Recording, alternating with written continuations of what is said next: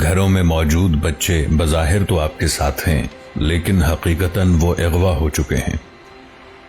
آپ کے بچے آپ کی گود میں ہونے کے باوجود تہذیب مغرب کی آغوش میں ہیں۔ عالم کفر دروازے توڑ کر، دیواریں پھلانگ کر، آپ کے گھروں میں گھس کر آپ کے بچے اغوا کر رہا ہے۔ آپ کا ٹی وی، موبائل اور دیگر چھوٹی بڑی اسکرینیں آپ کے بچوں کے دماغوں پر قبضہ کر چکی ہیں۔ ان کے دلوں کو سیاہ اور پراگندہ کیا جا رہا ہے۔ ان کے کان اور آنکھیں حیا سے عاری اور مادر پدر آزاد بنائی جا رہی ہیں، گویا ان کے اعضاء کاٹے جا رہے ہیں۔ اب یہ صرف مسخ شدہ نعشیں ہیں۔ بچوں کا چہرہ سامنے ہونا ہی ان کا موجود یا محفوظ ہونا نہیں کہلاتا۔ بچیوں کے سر سے دوپٹہ سرک کر بدن سے بھی جان چھڑا رہا ہے۔ وہ اب یہ بوجھ برداشت نہیں کر پاتی۔ وہ گھر چلانا اور گھر بنانا چھوڑ رہی ہیں۔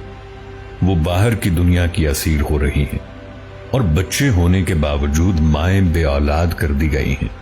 آج کی بچیاں کل کی ماں بننے کے لائق نہیں چھوڑی جا رہی، انہیں ذہنی اور جسمانی طور پر بانجھ کیا جا رہا ہے۔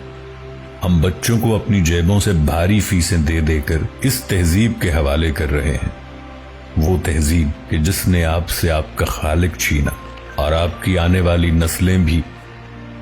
یہ بچے نہیں، اگلی نسل کے والدین اغوا ہو رہے ہیں، اور یہ اغوا شدہ بچے کل کو کس طرح کے ماں باپ ہوں گے، اس کا تصور بھی بھیانک ہے۔ جب تربیت کا پہلا مدرسہ ہی تباہ کر دیا جائے، یعنی آغوش مادر، باپ کو بے حیا اور آزاد کر دیا جائے، تو اسے کہتے ہیں کڈنیپنگ۔ یہ ہوتے ہیں اصل مسنگ پرسنز۔ جب نسلیں اغوا ہو جائیں، جب کردار مسخ کر دیے جائیں، جب افکار کچل دیے جائیں، جب تہذیب ہی مار دی جائے، جو نظروں کے سامنے ہو کر بھی کسی اور کے پیروکار ہوں، تو فکر ہونی چاہیے۔ یہ فکر ابھی کیجئے اور جان رکھیے کہ جو آپ کے پاس ہے وہ آپ کے ساتھ نہیں۔